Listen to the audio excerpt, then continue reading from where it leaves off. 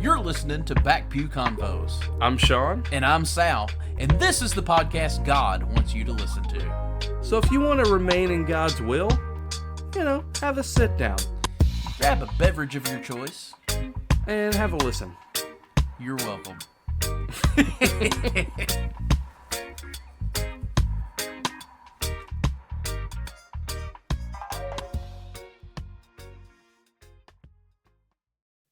Hi. Hola. Andrew's here.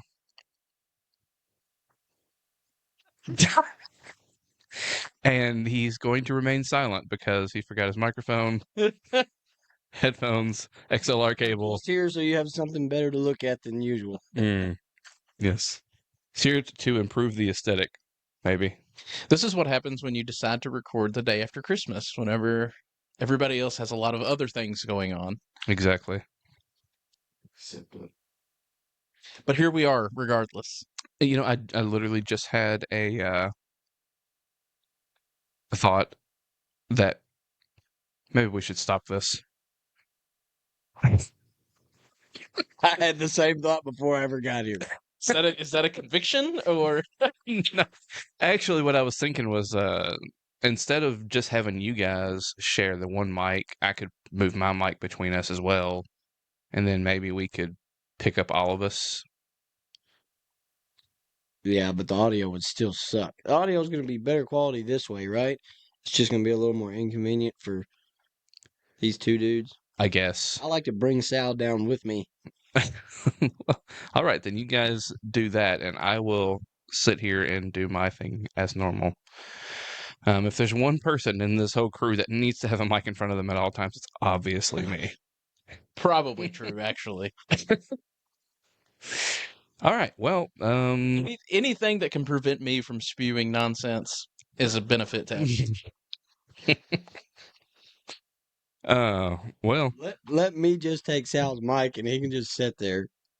Just if he has a response, he raise his hand and we grant him permission or not.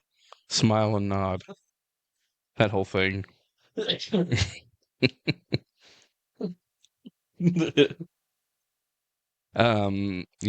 Well, dadgummit, we're just entirely unprepared for this whole endeavor, are we not? Because we don't have a topic either, huh?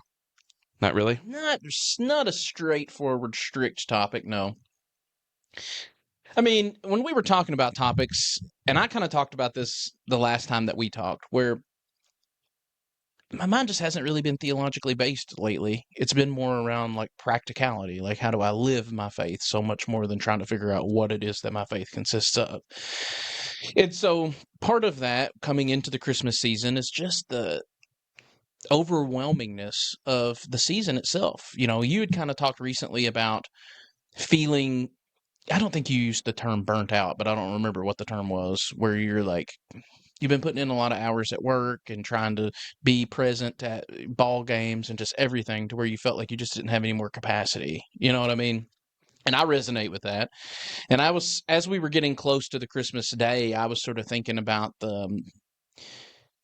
Christmas is different when you're 40 because you're like, if I live to 80, I've still got another 40 Christmases to go. Why should this one be special? You know what I mean? But my son will never have another fourth Christmas. And so this is the only time that I'm going to get his 4-year-old Christmas. And I felt like I kind of missed a lot of it because I had so much other stuff going on where I'm running here, there. I'm trying to be present everywhere, trying to be present at work. I'm trying to be a good husband. I'm trying to be a father. I'm trying to keep up on my own spirituality. I'm trying to do the podcast. I'm trying, you know what I mean? And Right. It just makes you feel like you miss certain things. It's just little stuff. Like I didn't watch some of the Christmas movies we always watch. Right. We didn't go look at Christmas lights at Panther Creek. Panther Creek. Like, it's little stuff like that. But he's only going to be 4 this one time. You know what I mean? And so, like, then you have guilt associated with that. And it's sort of a feeling of sadness because you're like, I'm missing it. And just being aware of missing it is enough. You know what I mean? So that's what I was feeling when I suggested, like, what if we just talked about, like, just life, practicality of life, and sort of the because I do feel like, in a sense, this has always existed, but it is sort of a modern problem too, where the life that we all live is just so stretched thin. You know what I mean? So that's Yeah. where this idea came from, I guess. I think actually that is the language that I used when I said that. I feel like I've been stretched a little thin, trying to do all of the things. And then knowing that we were going to have Andrew on, he's got 2 kids, so like if anybody knows the feeling of being stretched thin, it's somebody who is self-employed that has 2 children and a wife and is active in church, has his own podcast, and They call me Stretch. so I mean, if there isn't any better example of what we're talking about, we're starting an hour late today, and we are sharing a microphone because we forgot one. You know what that's a result of? Stretch thin. Yeah.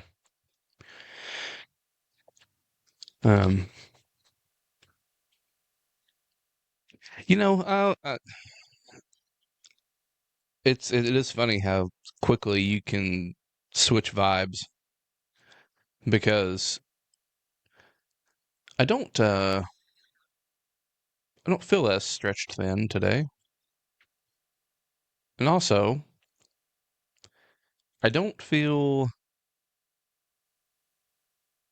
I guess I feel like there's, I mean, I already kind of said this, I guess, whenever we talked about it, but like, there's always going to be things to study. There's always going to be things to think through. There's always going to be things to be like, well, what do I think about that? What do I believe about that?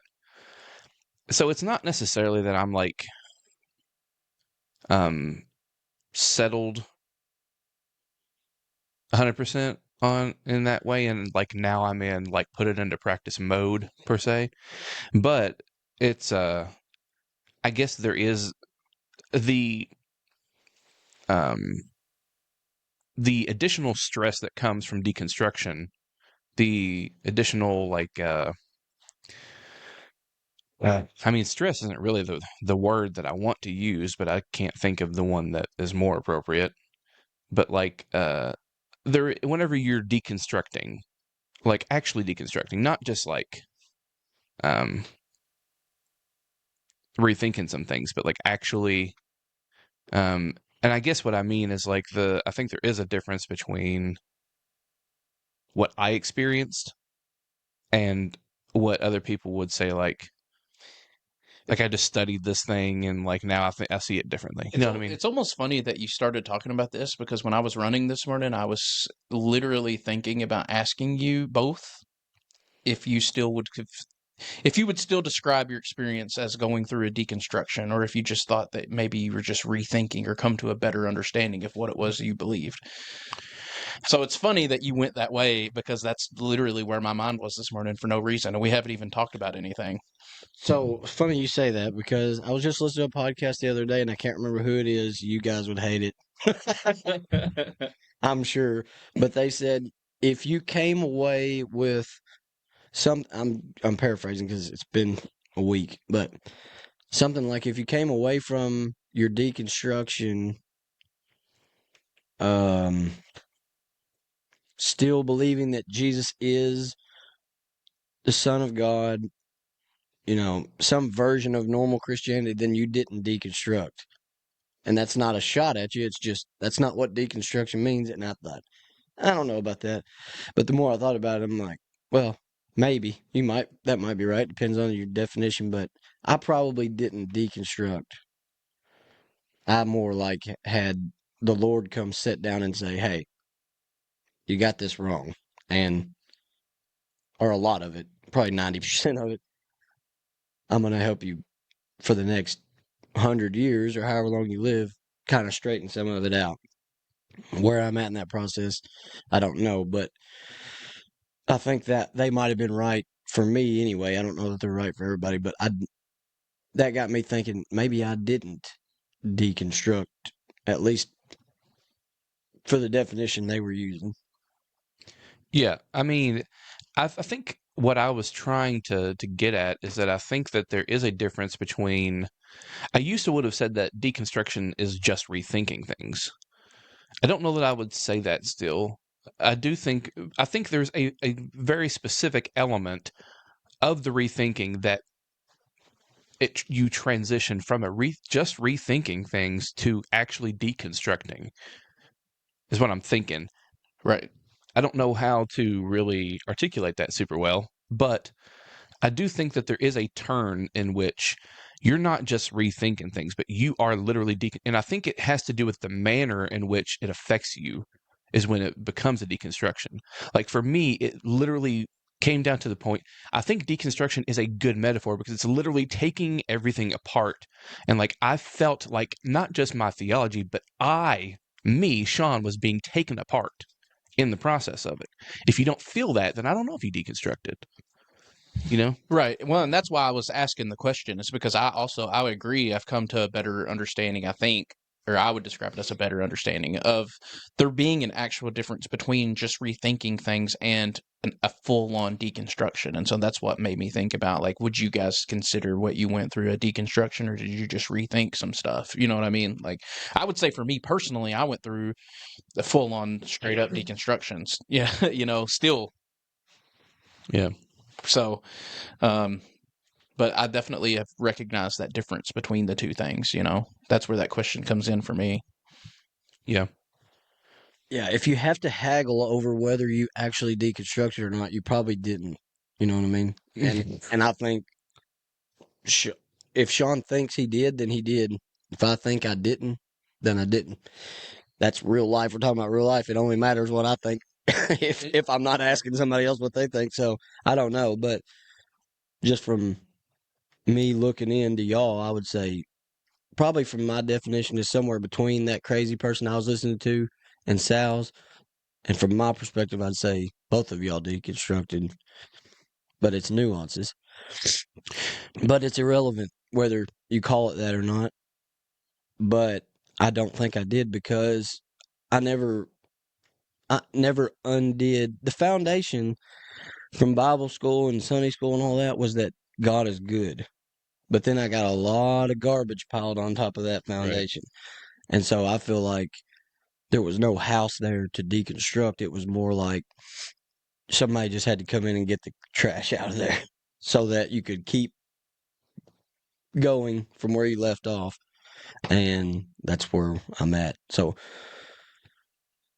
yeah, I did feel like I was being taken apart, like to you, what you were saying, but for a very short time because it went from a really horrible experience to a really good experience quickly. It wasn't a long, drawn out, feeling terrible. Yeah.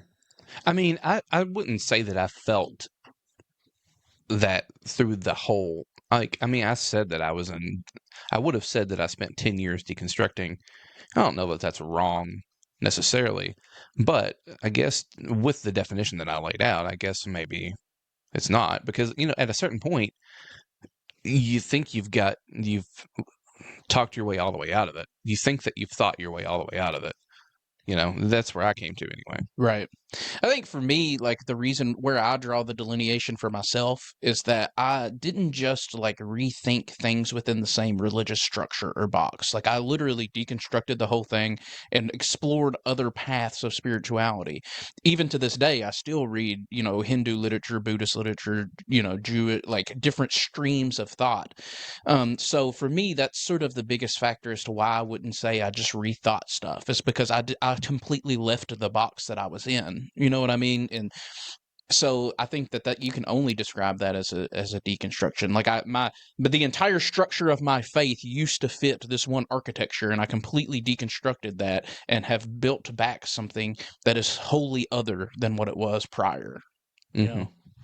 Yeah, I would say the only thing that I held on to in my whole process was, I don't really know how to explain it other than like, because it is based on my experiences, but like, I didn't know what I believed, but I believed that if there was a God, and that was a big if for me, and it was an if I actually say that still, but it's now a faith statement rather than a doubt statement, if that makes sense. Like I used to would have said it, and it was a doubt statement. If God's real, then God has to be this God that I have had these experiences with, this God that, like you were saying, that God is actually good. I just couldn't make sense of how the beliefs that were given to me Right. made sense of a God that is good. And so I think even through my darkest days, I think that and I wouldn't have realized it in the moment, but like in retrospect, looking back on it now, I think that I was like held by that. Like that, I felt like I was held onto, even though I wasn't holding on to anything, I was being held onto by those experiences, by this God who was patient with me, through that whole process. And so, yeah, but like, as far as like what I believed, I had let literally everything go to the point where like, I was like, I don't know that I believe anything, but if I do, God looks like this, has to look like this. So, I don't know. I would call that deconstruction, but Well, and that's the thing about deconstruction is that it's really individualized, right? Like there's no I'm sure that there probably is out there some sort of formal academic definition for what deconstruction is, but yeah, none of the three of us are academics. So very true. so and this is sort of kind of what you were saying, it's really individualized. Like, do you think that you did or not? Okay, and then what do you do with that, or what do you not? You know what I mean? Like, that's cool. Like, I'm not going to argue with somebody like, no, you did it, I'm more deconstructed than you are. Like, who cares, Yeah. but it's just interesting for me. I've spent a whole lot of time, I know this probably says a lot about me, actually, but I've realized, I thought about this today. I realized I've spent a lot more time within the last 6 months sort of thinking through, I guess maybe you would say psychoanalyzing people, and myself included, and thinking through why we believe the things we do more so than actual theology. Like, what little theology I have been thinking through is usually only related to thinking through what other people believe and why they believe it. You know what I mean? So that naturally the deconstruction question arises out of that sort of thought experiment. Yeah. I didn't really intend to talk about deconstruction today, but Well, I'm here. I bring the party wherever I go. so I am interested though to I mean, I know you've probably talked about this at some point whenever you've been on before, but like do you recall, was there like and you already said you don't really know that you deconstructed, but like you're rethinking, whatever you want to call it, is there like a particular moment in which you were like, all right, I don't know what I believe about this anymore? Like, can you recall the exact moment or what it was? Yes. June. I can never remember what day Jeb was born on, if it was the 16th or the 17th. Oh yeah. But the birth of my first kid, I Yeah. said, nah, there is no possible way that what I believe about God is true. I can't possibly love my son more than God loves everything else, Yeah. because that is the theology I have right now.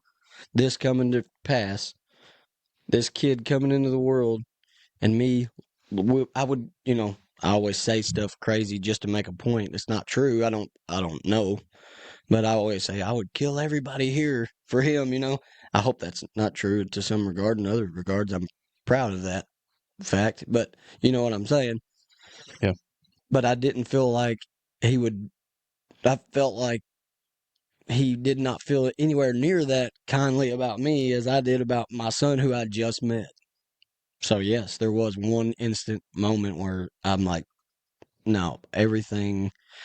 And we say everything is wrong with my theology. That's not necessarily true. It's just something at the core is wrong, which is thereby going to affect everything else. And the core was, I didn't actually believe he was good, Yeah. because I mean, I guess I thought Jesus was good, but I didn't know about his dad, Yeah. That's the problem, because I already said that the foundation was love and good and whatever, and I trusted Jesus. I wasn't too sure about the other guy. About his Well, dad. actually, I was pretty sure. It just wasn't coming out good for me. But I don't feel that way now. And so, yeah, there was a moment. You were pretty sure that if his dad would murder him, then he's He would sure as heck murder me. exactly. Yeah. I was just curious because I mean I knew that element of your story, but I guess what I'm thinking is like it is curious to me that because tons of people have kids and don't change their theology. You know what I mean?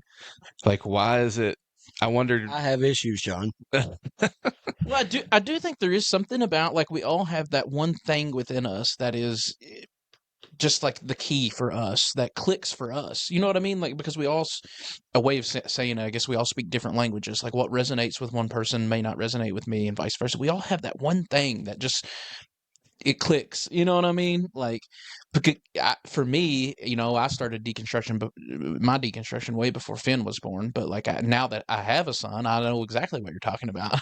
You know what I mean? But that wasn't really the key for me because it happened before that for me. But and you don't have kids, but you went through it too. You know what I mean? Like we all have that one thing in our life that like that is a trigger or that resonates with us, and I don't know why that is, but it is. yeah.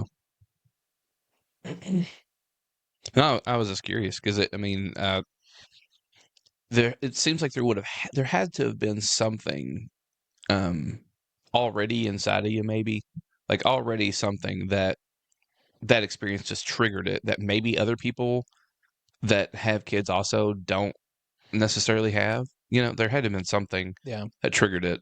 Well, what I like that what you said is you kind of phrased it as though it wasn't that your entire theology was wrong necessarily, but it was something core that reverberates into everything else. And I think that that's a key thing, but especially on the topic we were talking about with like deconstruction versus rethinking, right? Because you can rethink something like the afterlife, right? Is it eternal conscious torment, annihilation, universalism? And that's just rethinking a topic. That's not a deconstruction per se. You know what I mean? Right. Because you're just rethinking through one aspect of your faith. Yeah. But when you talk about something like what you're talking about, that's like a core foundational sort of, that's why I think deconstruction is such an appropriate phrasing, because you pull out one of those foundational blocks, the whole structure collapses. You know what I mean? And that's really a sort of a deconstruction in a way. I mean, it may not be a complete deconstruction, which is probably what I think you would say. Like you didn't completely level the whole thing and start all over again from scratch, but you pull out some stuff that was pretty foundational, that had to be built upon. Mm-hmm. I think I termed it once when me and Peyton were talking about this as remodeling. Like that's what I do for a living, and sometimes when I leave, it looks a lot like it did when I got there, but fresher and newer. And then sometimes it looks like a completely different house, and that's probably more of a definition of what I did. But even to your point about the reverberating through everything, even something as simple as rethinking the afterlife, if you go from eternal conscious torment to I don't know where I am, but I know I ain't that can reverberate through a lot of other stuff, because Absolutely. that goes to, I think that was one of your big things in causing all this, and probably part of one of my things, because I dabble in Calvinism, not because I believe it, but because I like a lot of the leading voices. And when they're not talking about Calvinism, I'm a big fan. The John Pipers, John MacArthur's, even Sproul. I love a lot of what they have to say, as long as they're not talking about God. I couldn't help it. That's too good. So Well, I had a little of that Calvinism rolling around in me, because you're going to pick some of it up, And that when I saw my kid, I'm thinking, there's no way that there's no way that God set this up to where he's got possibly a 3% chance of being elect. yeah. It's not happening. If it is, I think I'm probably going to check out of this thing. Right. This situation. So it all, to me, it did reverberate. That was part of the equation,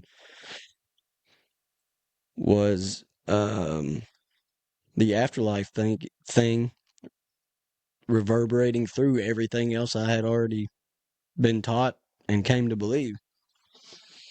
Yeah, right. Like I think it's to that specific example, like once you start, and we talked about this a little bit last week, it's like once you start to question and rethink through like what it actually means to say God is good, like you only, because last week what we talked about was regarding the afterlife was how a lot of we were talking about Kirk Cameron, how he moved, he's embraced annihilationism or whatever, and we talked about how there seems to be sort of a move from a pretty quick jump from annihilationism to universalism, usually. And that's because, generally speaking, like a lot of what factors into people moving away from eternal conscious torment is just thinking through God's goodness and like Justice. and once you think through it, annihilationism makes more sense than eternal conscious torment, but only in relation to it, like not when you think that there's still.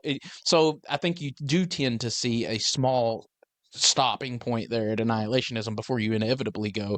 But I think it's you don't start with thinking about the afterlife and then that's more of a result of rethinking the goodness of God, which reverberates to the afterlife. And it's really one of my main themes throughout this entirety of the show is just thinking all the way through our doctrines and the things we say, not pulling one thing out, but you have to think how in theology everything is connected to everything else. So you cannot say one thing and be like, well, that's totally different. It's not related to the afterlife or what I believe about them. No, everything is connected. So like you can't just say something without thinking through the implications all the way through. And I think that that's one of the really things that modern, especially evangelical Christianity does a poor job of. We're really good at picking out certain things and being like, no, the Bible says this about this topic.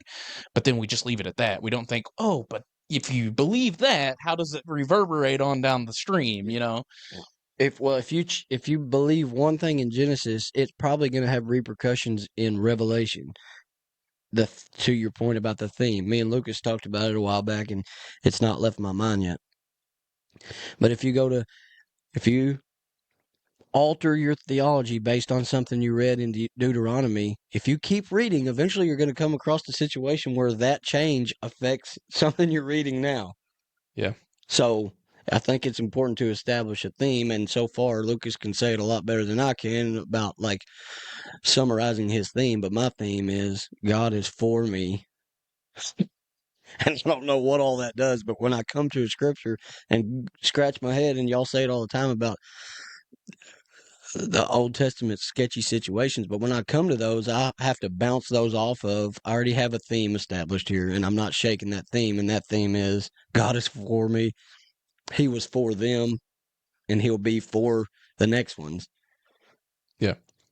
And so if I let every little thing I read that sounds fishy affect my theme, my core, what I believe, then it'd be a constant deconstruction, I guess. Yeah. And I'm out on that. I'm done. I hope I'm done with that.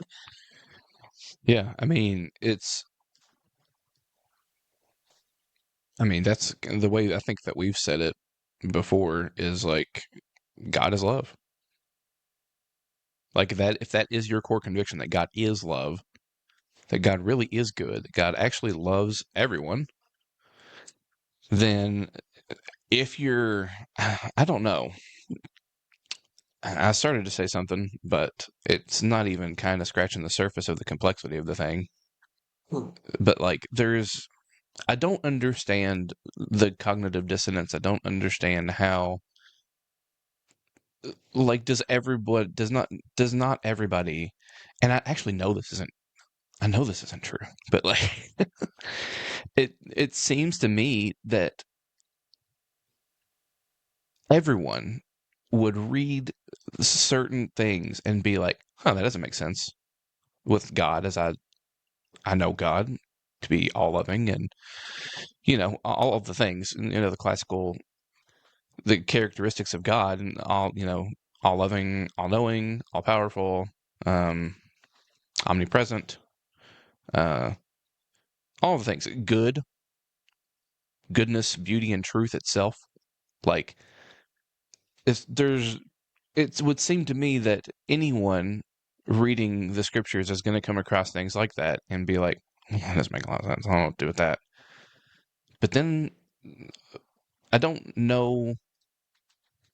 Sometimes it seems as though the cognitive dissonance is just so much that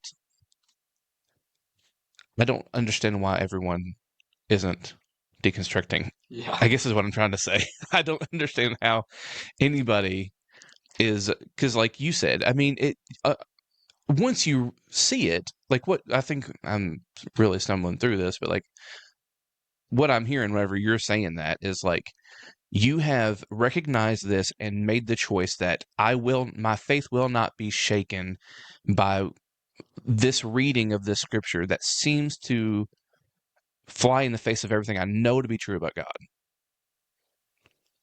But I don't, unless you've had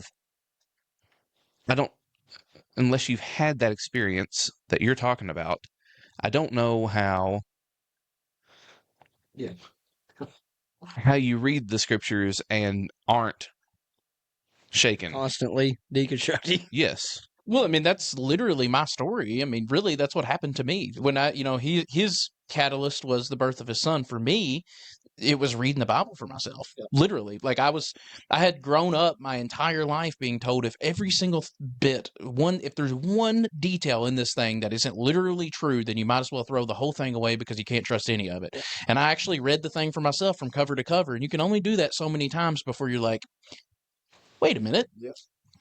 Things aren't adding up here. But if you've been told for 22 years that if there's even one detail off, you might as well throw the whole thing away.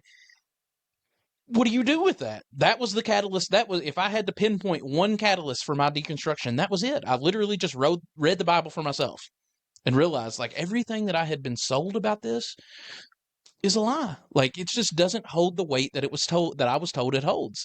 And it took me another 10 years to work through that from that one thing, Yeah.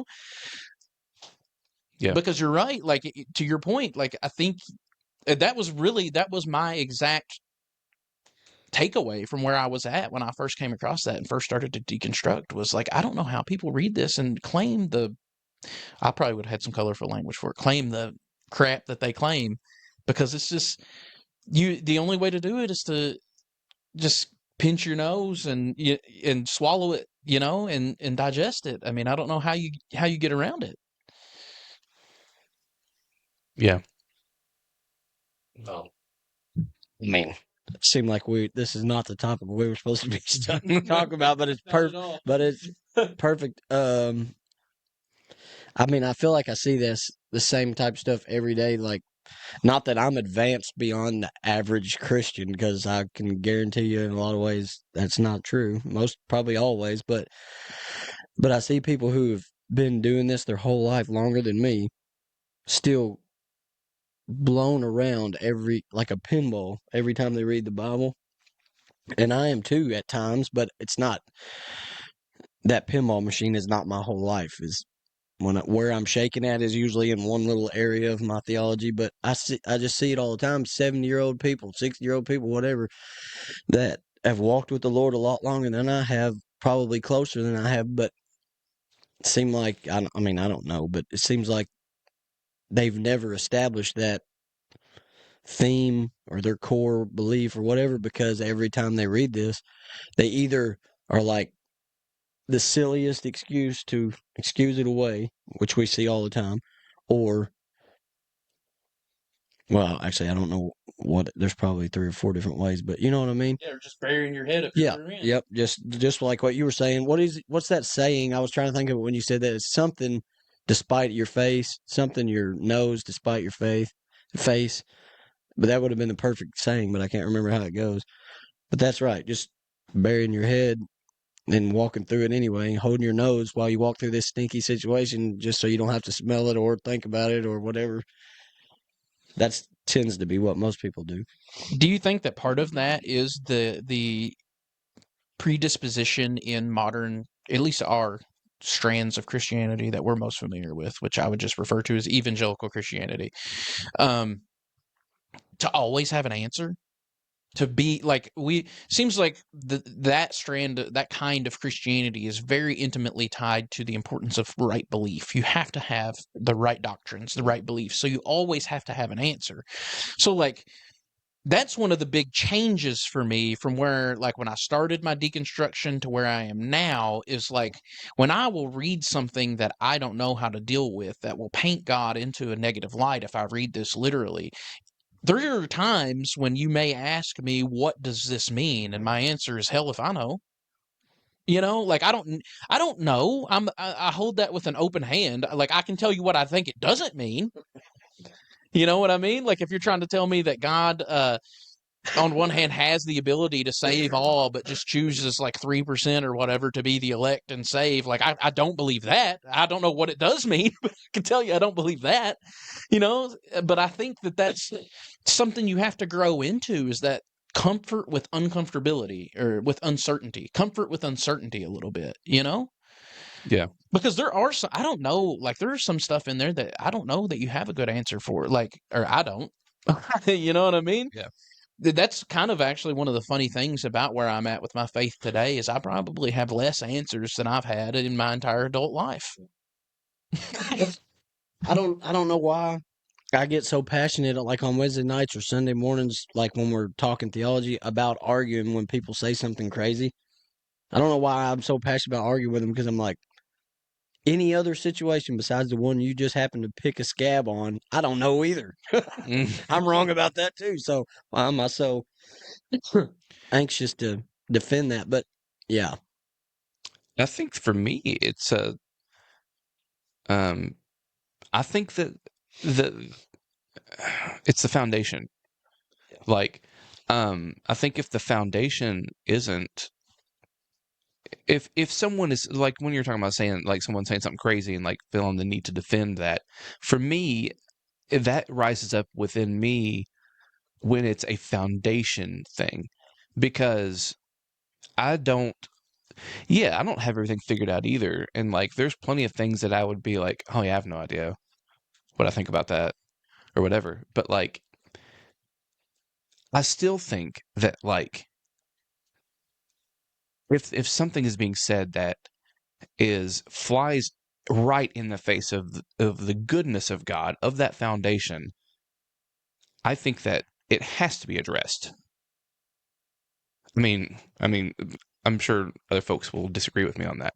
I think some things are worth debating, some things are worth arguing over, some things are, I mean, and maybe those are the wrong words, but like, some things are worth sitting down, having a genuine conversation about, and talking through. And Yeah, that those foundational things are there's what I'm talking I about. think it just totally depends, of course, on the setting and the person. You know what I mean? But yeah, I mean, I understand what you're saying.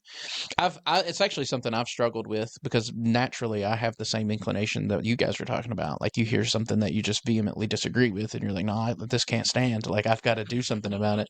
But recently, I've done much.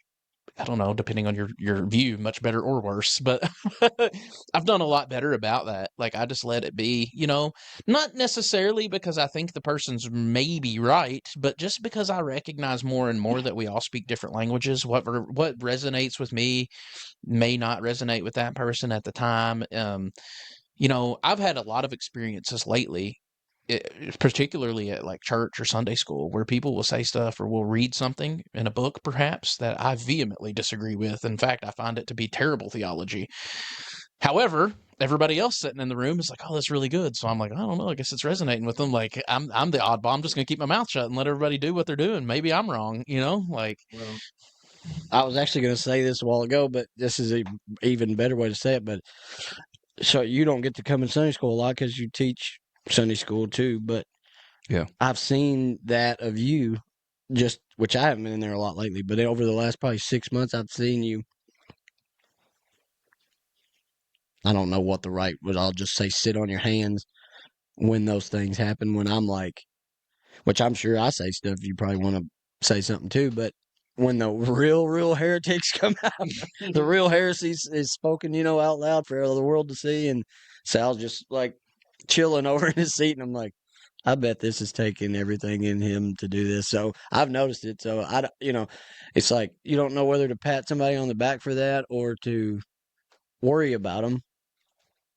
But it's just sometimes it's worth defending whatever you think's defendable, needs to be defended, and sometimes it's better just to, like you said, just to let them go. Anyway, my point is, I've noticed that you and even Sean sometimes he goes after people. I'm like, not that's not the right terminology either, but he goes to the defensive stuff, and I'm like, I didn't even hear it, but then we talk about it later. I'm like, oh, okay, and then sometimes he lets stuff go that I'm like, you should not let that go. I think Sean should be doing all the talking for both of us when it comes to defending the theology or whatever. But anyway, I think that shows growth. And there's probably times when we don't do that enough. We don't come to the defense enough of good theology, maybe, to Sean's point. And there's other times when I think we rush too quickly.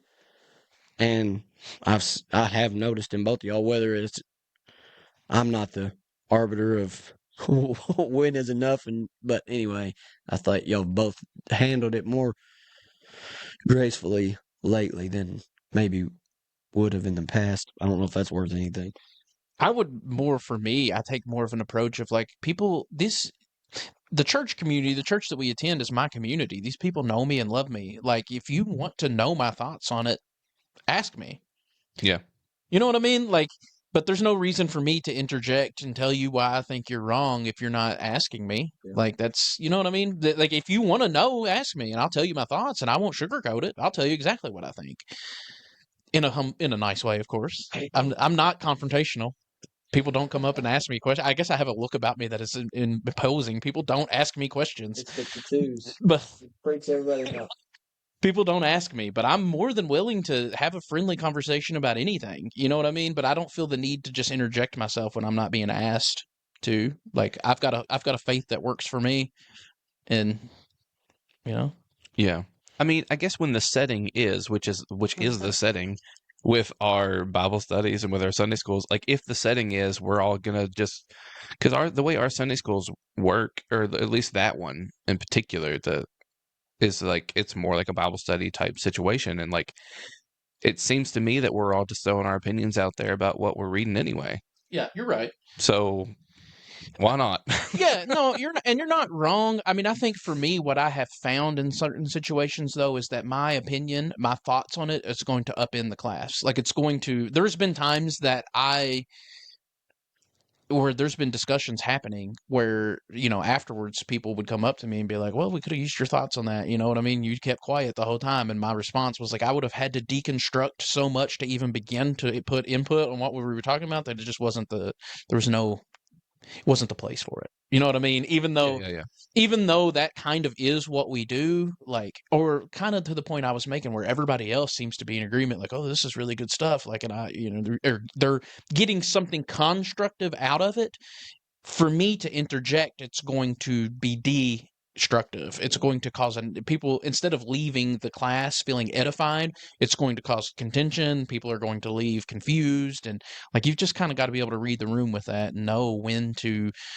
I'm really sensitive to it nowadays. That's something I've tried to focus on with myself, is I don't want to be destructive. I think people may have that view of me, but I don't want to be destructive. I want to be constructive. I want to help people feel edified. If I'm going to participate in church or Sunday school or Bible study or whatever, I don't want people to leave there feeling confused or hurt or damaged. Like, I want to build people up. And so knowing how to do that while defending good theology and everything is very difficult. Right. You know?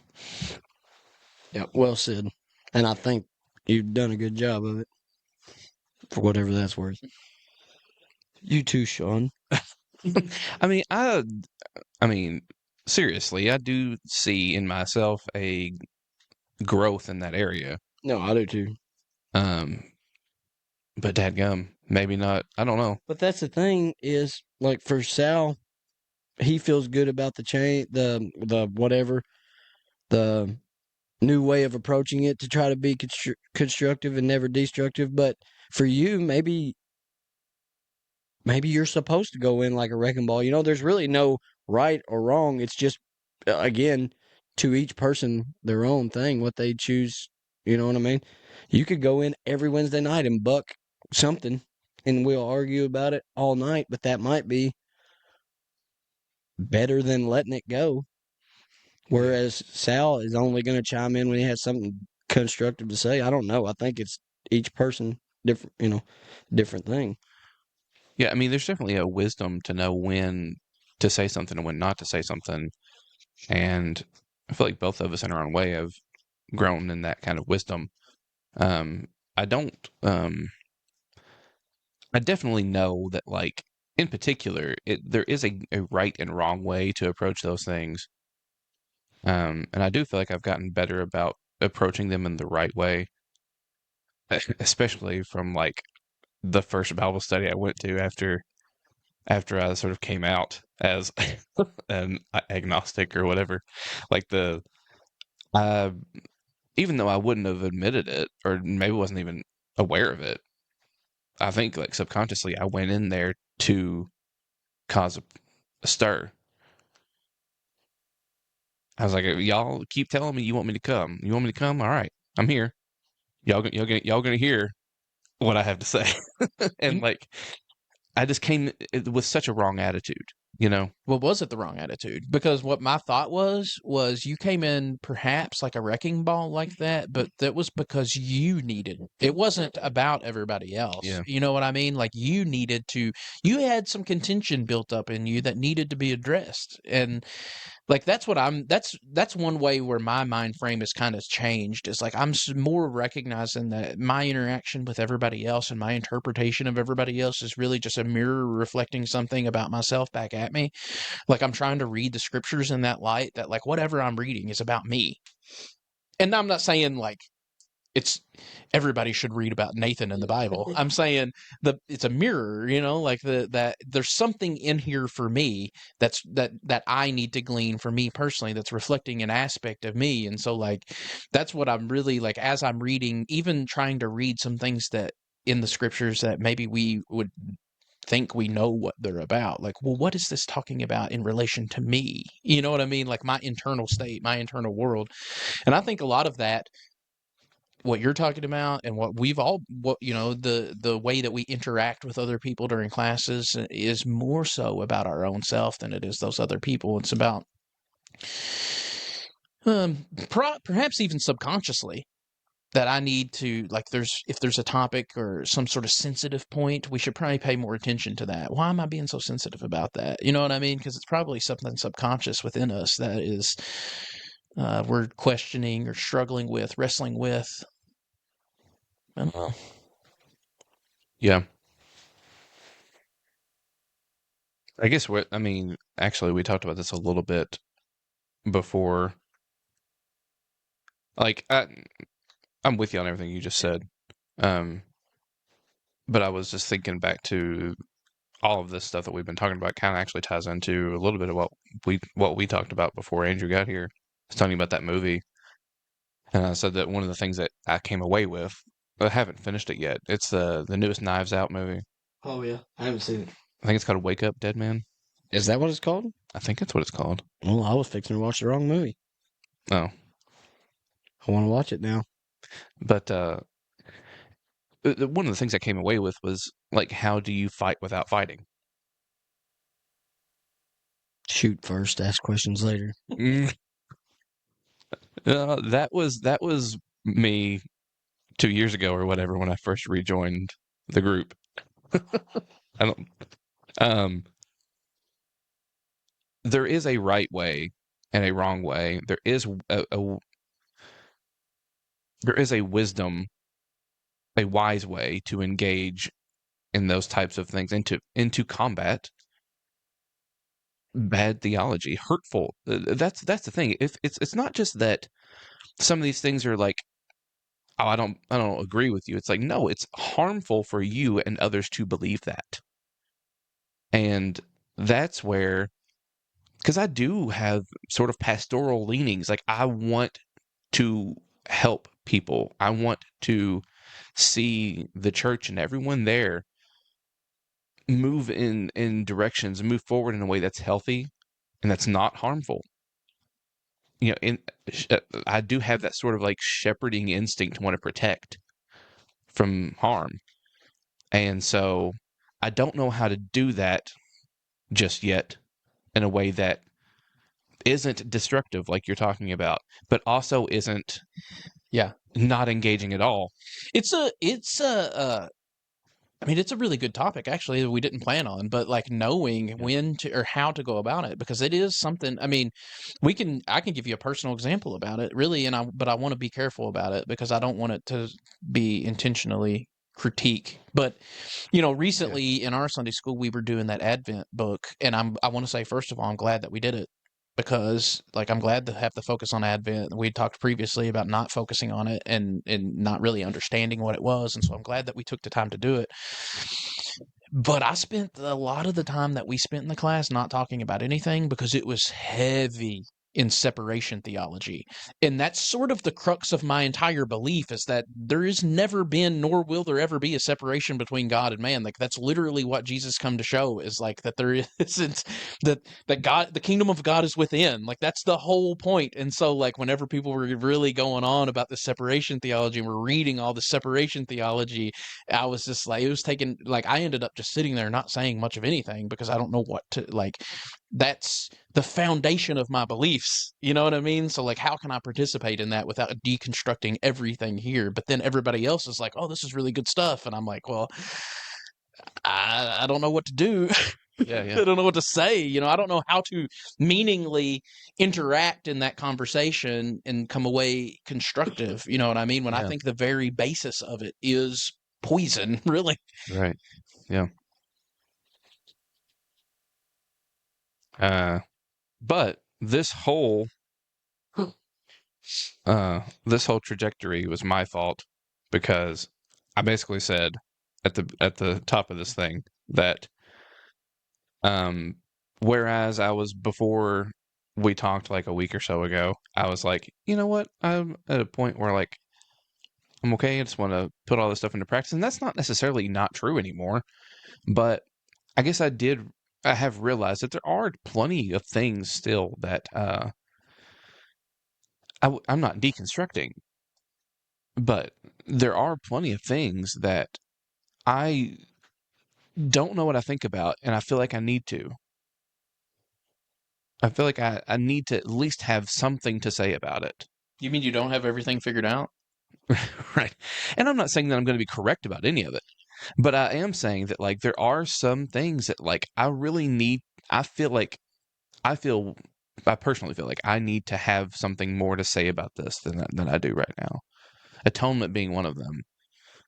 There's different topics like that like I feel like I need to spend more time with. And so there is a sense of like, let's just live it. Like a sort of like a deep breath, sort of sigh of relief of like, there's no more battles to be fought. Like I'm just going to live this thing out now. There is a sort of sense of that, but then there's also another sense of like, no, I still do feel a little bit of like, there's some things that I need to figure out, and I don't know what that's going to look like. Because like we said before, anytime you look at something, you're going to change something else. Yeah. But like, so I kind of feel like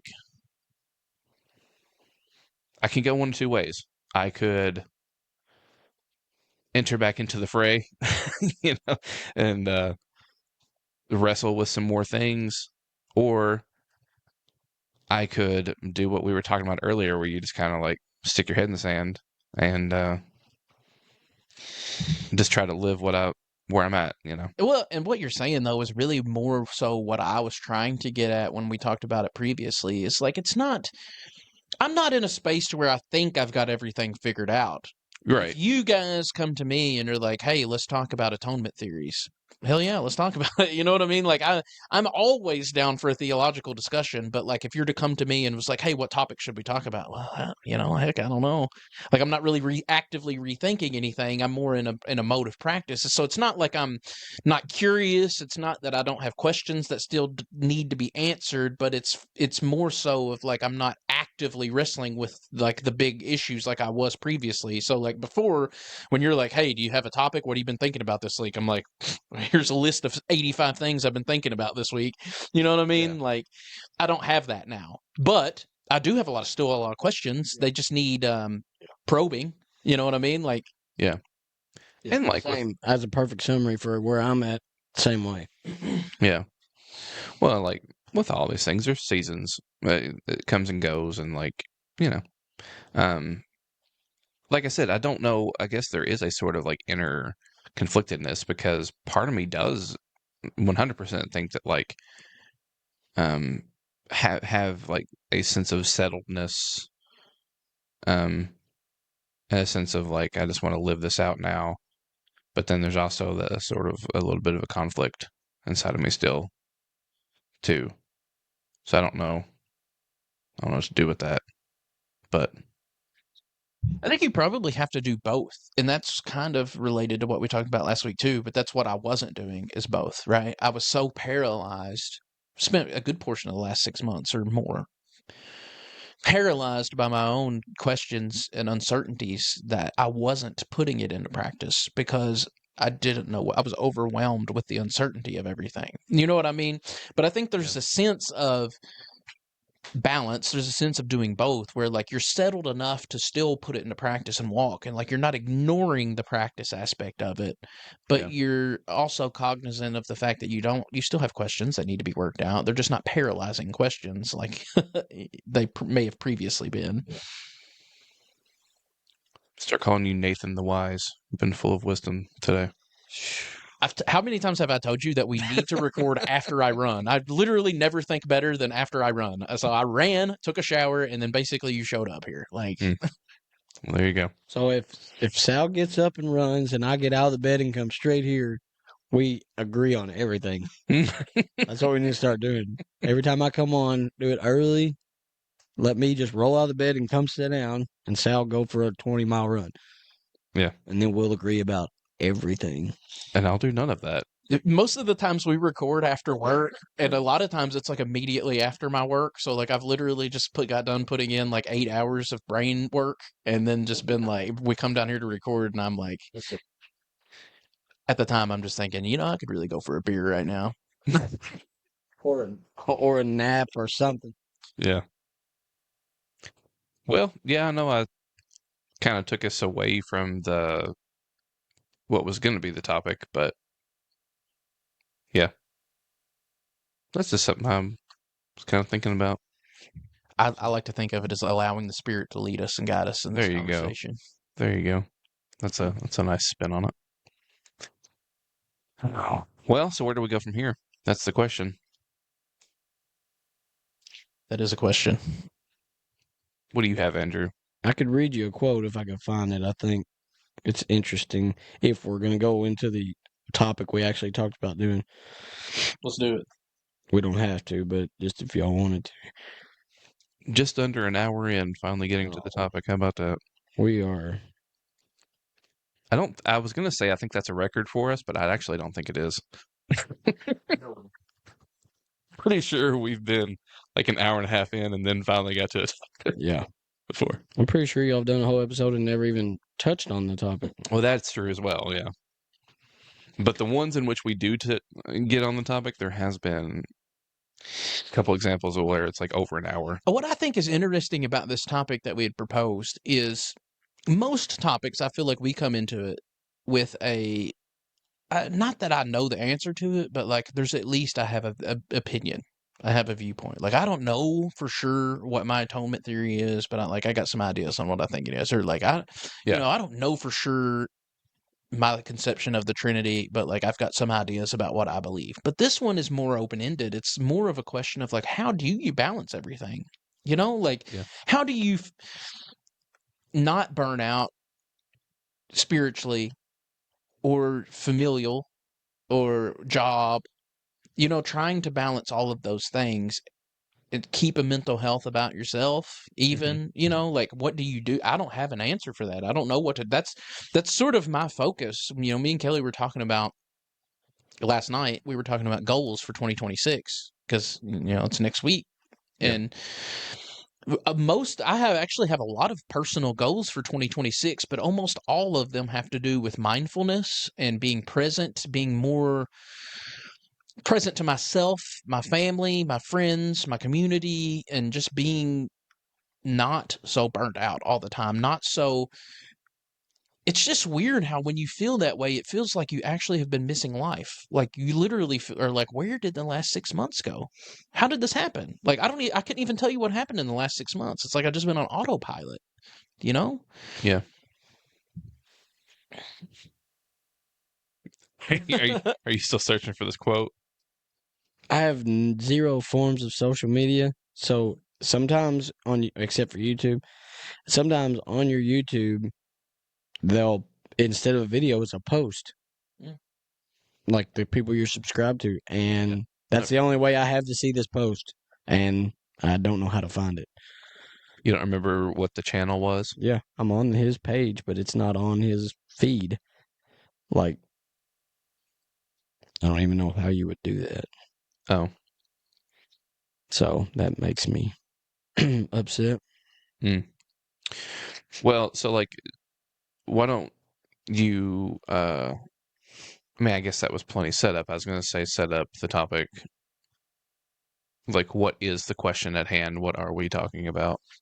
I think the question at hand for me, to sum it up as succinctly as I can, is how are you present in all aspects of your life without neglecting one, or actually end up neglecting all of them because you're so stretched thin that you're not actually present for any of them, right? Right. Like for me, I want to be present as a father.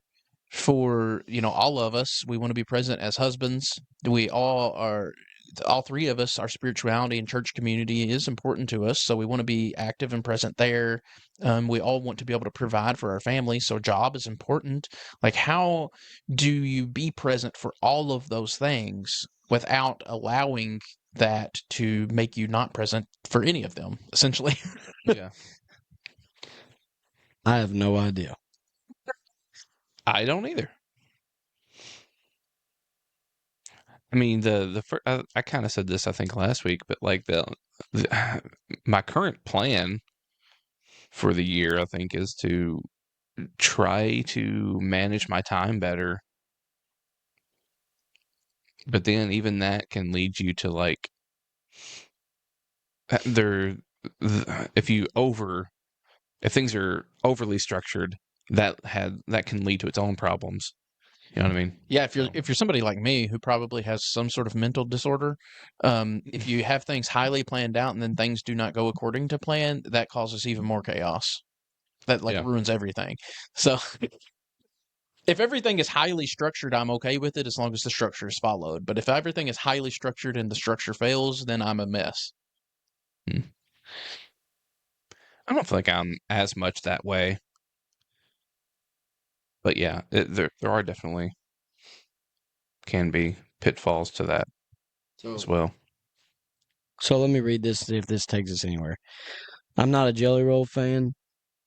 I'm not a fan of his music, or then I don't know anything about him, but he was on Joe Rogan the other day, so I listened to it, because anybody that's not completely a crackpot, I listen to it. But in the podcast, he said, "We no longer search for happiness. We search to be useful. I just look to be a tool. Now I'm happy because I'm being useful." And the reason I didn't hear him say that in the podcast, because I was working, and I hear bits and pieces and don't hear bits and pieces. But the reason it came back up is because a guy that I follow on YouTube in North Carolina, who's a homesteader and a pretty big YouTuber, he's struggled with Lyme disease and all kinds of different stuff, and constantly going through something, seems like. And he said that he reposted that quote by Jelly Roll and made a big post about it, and I won't read the whole thing, but he said, "A boy takes, but a man gives. True meaning and purpose emerge when we serve others." And then quoted that Jelly Roll's quote, and it got me thinking about what we do serve. That's what we do. To both of your points, maybe, but also there's a balance in there somewhere, or at least we've been told there is, about what about me? What about my happiness? You know what I mean? And that's gone away more and more over the years of being a dad, but it's still there. I still want to go play golf or, whatever the situation is. And then I can look back at the last year and realize that a lot of that has faded a lot. A lot of that, what I want to do, actually what I want to do is a direct correlation between, doing something for my boys or my wife or whatever. The problem is, that's a good thing, I think. The problem is, I don't even know how to do that right, which is what you were saying. So, I don't know, but I'm more motivated to be useful and find joy in that usefulness instead of finding joy through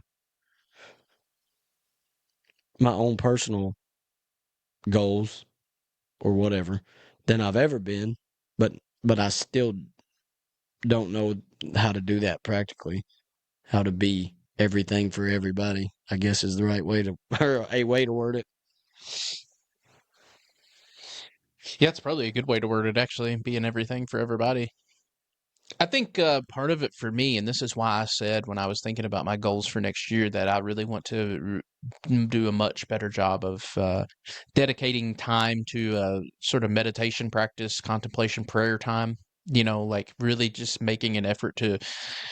That's what I'm talking about as far as embodying it. Like that's actually practicing the things I believe to be true, but I just haven't because I haven't put it into practice. So that's something I'm really focusing on, is because for me, I feel like part of the feeling that I feel about missing things and not being present to things is because I'm always looking forward to some point in the future. Like I'm always looking forward during work. I'm always looking forward to getting off of work, and then when I'm off of work, I'm always looking forward to the weekend, and then I'm always looking forward to vacation, and I'm always looking forward to the next holiday. You're always looking forward to the next thing. Like you're never actually alive in the moment that is existing, because you're always somebody like me, especially, who's very all the time in their own head about like thinking about stuff, not really fully present in the moment, because I'm thinking about the future, what I'm going to do tomorrow, or thinking about my training plan for my upcoming 50K, or I'm thinking about theology stuff, or I'm thinking about what I need to do at work tomorrow in order, you know what I mean, in order to prepare for the holiday, or how am I going to pay for this vacation that I would like to take to escape my life. Like, you know what I mean? Like you're always thinking forward to the next thing that you're never really present. And the next thing you know, 6 months have passed and you're still looking forward to a future that doesn't exist yet. Like, Yeah. I think there actually is enough time, that we all have enough time in the day to do what we want, to be useful, to be a good father, to be a good parent, a good husband, a good Christian, or whatever, your religion is. Like there's time to do it, but you're not subconsciously. You can't do it in autopilot. You have to be present in the moment to do it. But that's how you do that. You can't, it's not something that you can just glide through. It has to be a conscious decision. What the bad guy on John Wick 4, the French guy, he said, "How you do anything is how you do everything." I don't know where that came from. I'm a big John Wick fan. But the way you're talking about, you 6 months later, you're still looking forward to a future, and all the things you had been looking forward to are already come and gone, and you didn't even realize they had come and gone because you're never living in the moment. It's like we try to get everything done with but instead of getting I don't know. My wife wants to clean the house every night. It's like every freaking night she's spending 2 hours not sitting down with us or whatever, because the house has got to be cleaned. This is just a silly example, but that kind of stuff, like we're so focused on nobody's coming over. It's just us. What are you cleaning the house for? You know what I mean? She's doing the right thing. The house needs to be clean, but at the expense of something else. I could give 100 examples of me doing that. That was the first thing that came to mind. How, I don't know how you do the right things with the right amount of dedication without something else going undone. You think there's time? I hope you're right. Yeah. I got nothing, guys. It's one of those things, like, I recognize everything you guys are saying. I just don't know what to do about it. I don't know how to, because like you, my mind is always going, thinking about things, and a lot of times I find myself not being present.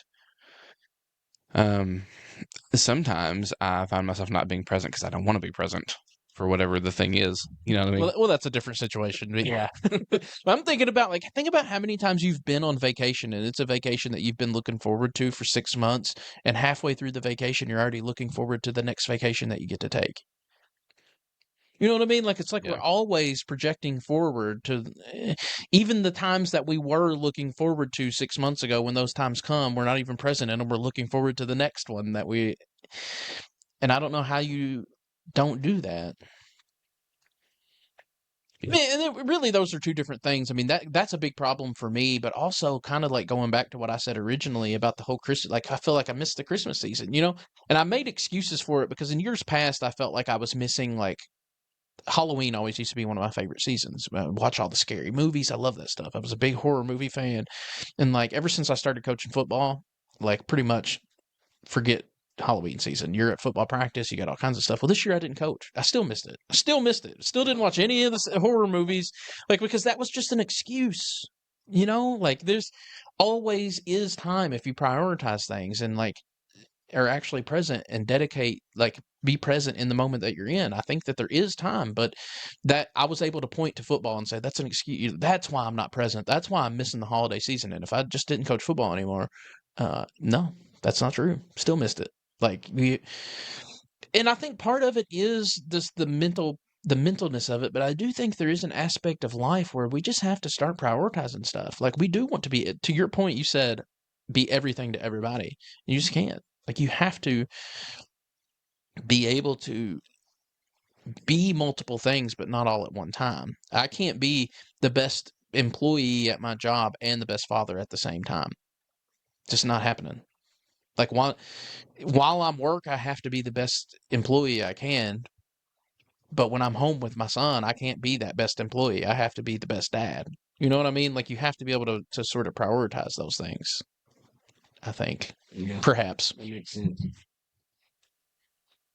I never thought about it. I mean, that was super simple, but I never thought about it like that.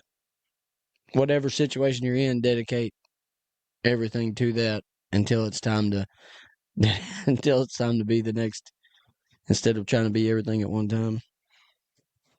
To pull a scripture out of context, because Yes. why not? What came to my mind whenever you were saying that was when Jesus talks about serving two masters. You can't serve two masters. You'll love the one and hate the other.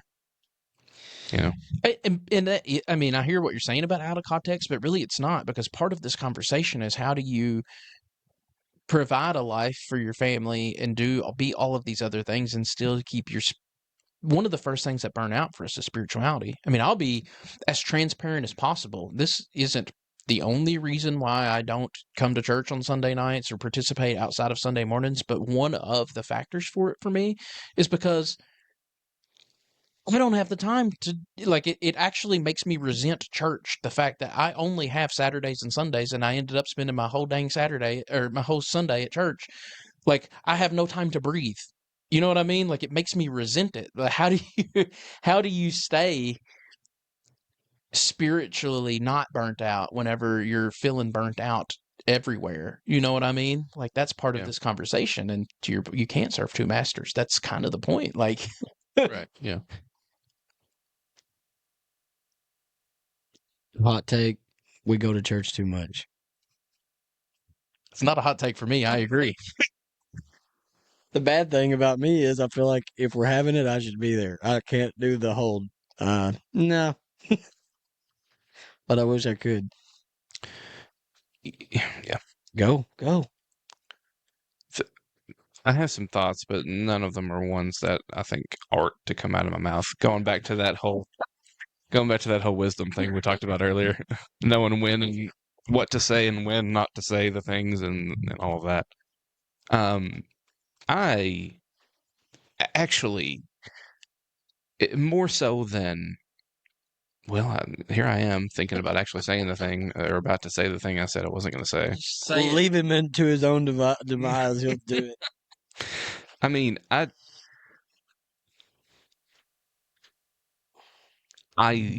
think that where my thoughts were going was not as much about the quantity of our services, but the quality. You know, the substance. I don't know if I should be saying that or not, but that's where my mind went. Is that I don't necessarily think that I guess depending on how you're approaching it and how this is something that all three of us I'm sure have thought about. I know I've thought about 100%. I've talked to all of you about it. So what are we accomplishing? What are we there for? That's the thing. And so if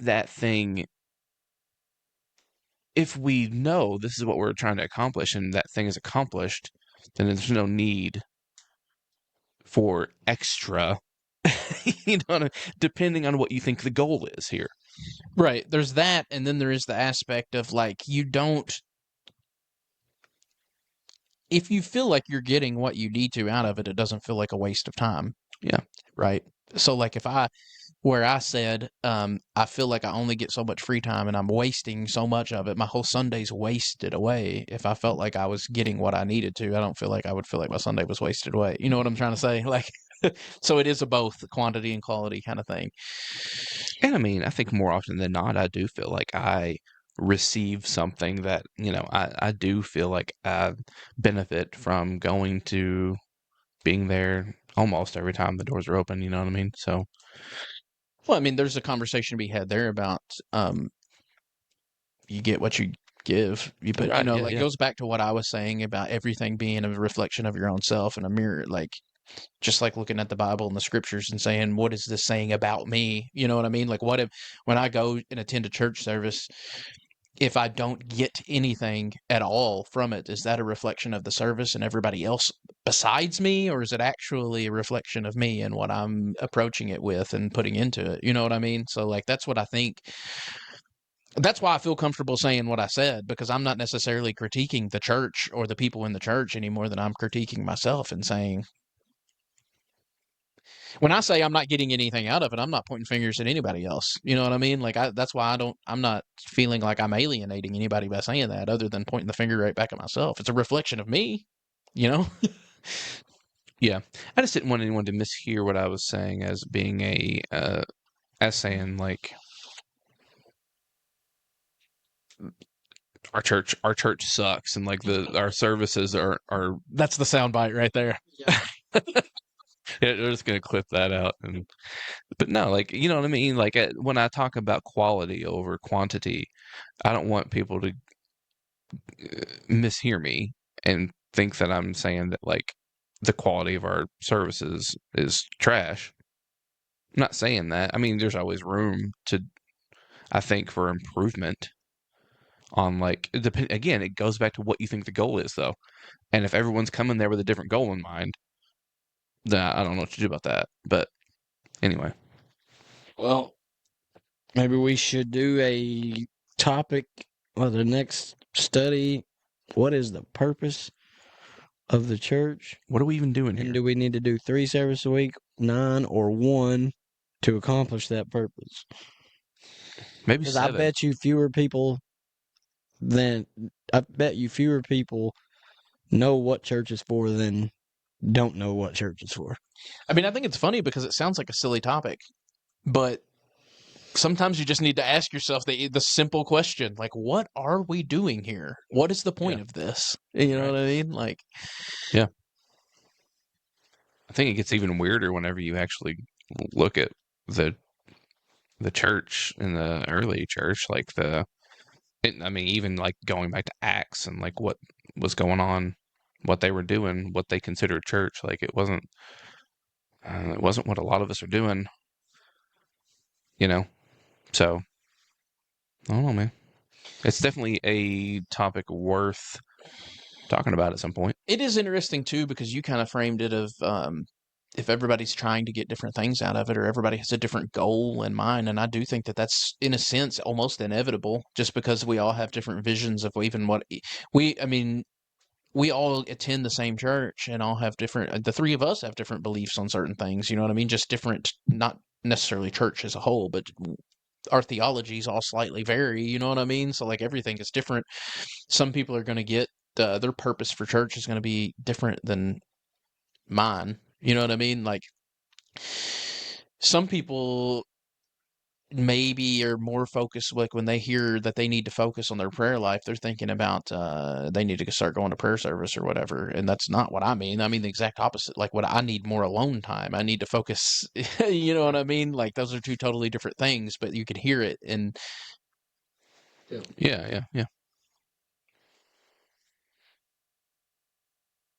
Yeah. Need time to get zen, Right. meditate. Which is funny because it's Old Testament, especially David talks about meditating on your words day and night, writing the law, writing your law in my heart and all that. And we're like, well, I would, but I'm at church all the time. I don't have time to do that. Right. You got to give me some alone time to meditate and do all that. I don't know. I think church is great. I spent more time in church than the average person, that's for sure, over about 37 years. And I love church and I love our church, and I'll go if they have a surprise service tonight. I'll go. I'll probably show up. It's not that I don't want to be there. It's just like, if I'm going to go to church, I want to go to our church. But sometimes I think we just get into a routine of going to church and we don't even know what we're doing. It's just what we do. I mean, guilty. I'm pointing, like Sal said, I'm pointing that finger at me. I don't know what I'm doing there sometimes. I think it can become a thing where like going back to like how you approach it, like if I could see wanting to have even more services if church is like a fix for you. You know, like if if worship for you isn't um just your life, your very life lived. How does Paul put it? Present yourself as a living sacrifice, holy and acceptable. This is your reasonable service, your worship. This is, that's literally the word worship. It's worship. This is your worship. Your worship is to, sacrifice of yourself, to give of yourself, and that doesn't require you to sing songs, to get together in one place and sing songs. Like it's not, and I'm not saying there's anything wrong with that. Like I love the worship in that sense as well. But if your idea of worship is only that, and you don't worship outside of those walls, then I can see wanting, if and that's what I mean by that, I guess is like if you're, I don't know how to put it. I feel like everything I'm saying is going to be taken the wrong way. feel like I understand what you're saying. I would say, and again, going back to pointing the finger at me and just looking, and one of the things that's becoming more clear to me as we have this conversation is perhaps part of the reason why I feel the way I do about church services is because the one thing that's lacking in my life is essentially the basis for this topic in general. The one thing that's lacking in my life is Sabbath, Shabbat, rest. That's what's lacking in my life. And so in that sense, when I am hyper focused on that the thing I actually need is some time off, some downtime. I need to sit on the couch for 2 hours with my wife and do nothing and not think about anything or stress about anything. That's what I need. Then attending church just becomes another hurdle preventing me from getting what I need rather than providing me with what I need. You know what I'm saying? So like I say that because I feel like there's probably more people that feel that way because life that we live nowadays in the year 2025 is so stretched thin. Everybody's working, like as much as possible. Everybody's trying to be kids. Everybody's trying to be involved in church. Everybody's trying to do this, do that, be everywhere at once, be everything to everybody, like Andrew said. Like the one thing that's lacking in our life is time to slow down, time to rest. It's Sabbath. Like I've always thought that was ironic that like we learn about Sabbath in the Old Testament and the seventh day of creation, God rested, and how sacred that time of rest was for, the ancient Hebrews. And then like our conception of Sabbath now is like jam-packed Sunday full of stuff. Like you don't even have time to make lunch. You have literally no choice but to go down to the Mexican restaurant where they're already overwhelmed and eat because you don't even have time to cook. You know what I'm saying? Like it's just more and more. It's like I don't have that's not what I need in my life. I need some downtime. I need some time to chill. And that's ultimately what I end up spending my Sunday nights doing. I go to my in-laws' house and I'll sit on the couch and I'll watch some football. Maybe I'll drink a beer or two or 8. Just depends. That escalated quickly. That was a joke, by the way. Wasn't always a joke, but there was a time in my life where that was true. But nowadays, 8 beers will set me back a week because I'm too old. Yeah. Yeah. I guess I just don't. You know what? Yeah, I'm gonna leave that alone. I'm not gonna say anything. I guess. Which part? The time, the church, or the beer? No, not the beer. No, nothing to do with the beer. I was gonna say something about church and time. I was just gonna, I guess, elaborate more on what I was saying before about like, I mean, if you're viewing church as just like a fix, like this is where I go to get, this is like what it means to be a Christian to me. This is what it means to like. Then I could see wanting to have more services. I could see wanting to attend more because it's like.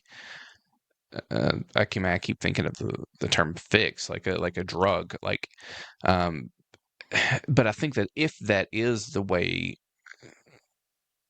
that you view it, then maybe it would actually benefit you. I mean, keeping with the sort of addict analogy, maybe some withdrawal would do you good, in a sense, maybe. Like maybe just continuing to feed that fix is not a good thing. That's actually what you're talking about is one of the reasons why one of my pet peeves is why when we talk in church about the presence of God, God is really present here. As if we talk about it as if you can't experience God's presence unless you're in this building, unless we're doing this thing that we call church. That's where God's presence. No, God's presence is in you and everywhere else. There's no more of God's presence in this building than there is anywhere else on the face of the earth. And like I understand why we use that language and where it comes from, but I find it to be so unhelpful because I think it feeds into exactly the mindset of what you're talking about. I have to be here in order to experience God. Yeah. Whereas it really is just a matter of doing exactly what we've been trying to do, which is being present. What we've been talking about, being present, being in the moment, being intentional about the here and now. Like it's whenever you are able to get out of your head and whenever you are able to rest in that knowing, in that rest in his presence, you might say, like that's when you can become aware of his presence and enter into it in that way. It's not it has nothing to do with the building, it has nothing to do with the songs even.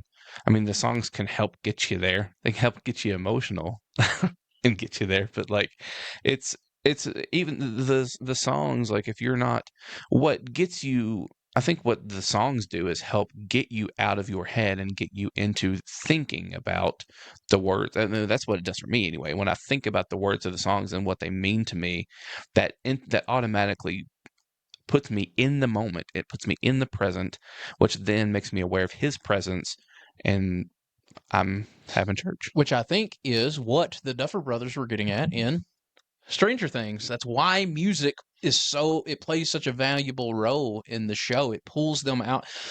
Understanding from my perspective that the upside down and all of this is basically an inner world. It's a trauma response. Part of what can set your intention and pull you out of those deep, dark places when you turn inward is music. Like, music is a weapon in that regard, right? Like, Right. psychologically, emotionally, music is a weapon. That's why it's so powerful in church settings. It's because it is a weapon. Like, Yeah. Yeah, I mean, there's a lot of cool elements to that. I don't know if you've watched Stranger Things or not. Big fan, but I'm not done with it, so don't talk to me about it. Yeah, well, I haven't watched all of season 5 yet either. But Well, I'm like 3/4 through 4. Yeah. I didn't even finish 4 because I got freaked out there for a while. It got really freaky at one point. season 4 is a little bit creepy. It was less creepy the second time I watched it than the first time. But Well, what I realized is people who are like, I don't watch The Walking Dead. That's gross. That's scary. I'm like, you've never seen Stranger Things. This is way scarier than The Walking Dead. yeah.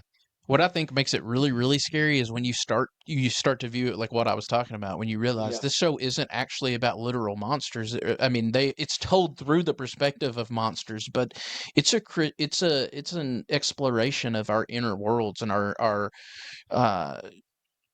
the way that trauma and grief affects our internal view of life and ourselves, and how it can take over and make you a shell, just basically a puppet for grief.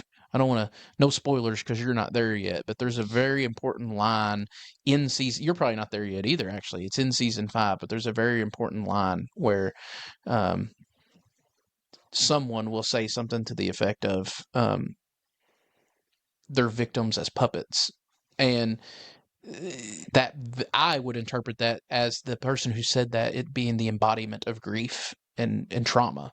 And that's what he's saying, is that when you allow trauma and grief to seep in and rot you from the inside out, it makes you a shell of you're still wearing your skin on the outside, but you're just an embodiment of grief. You've allowed that grief to change fundamentally who you are, you know? Mm-hmm. So yeah, when you like view it through that lens, it's 10 times scarier, because you realize, like, that's one thing I've always told Kelly, that movies that scare me aren't like Conjuring or Paranormal Activity, any of these like super like horror movies. Like, to me, they're ones that are like, this is about me. Like, that's scary because I know, like, that monster that I'm afraid of is a part of me.